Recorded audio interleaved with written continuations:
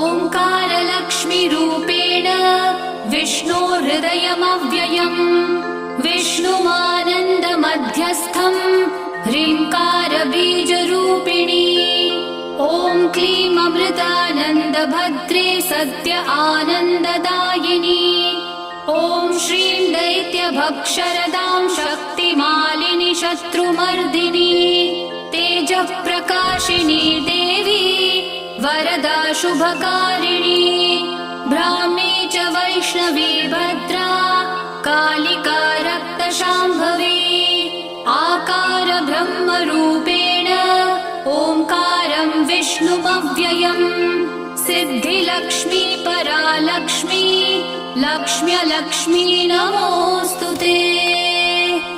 सूर्यकोटिप्रतीकाशम् चन्द्रकोटिः समप्रभम्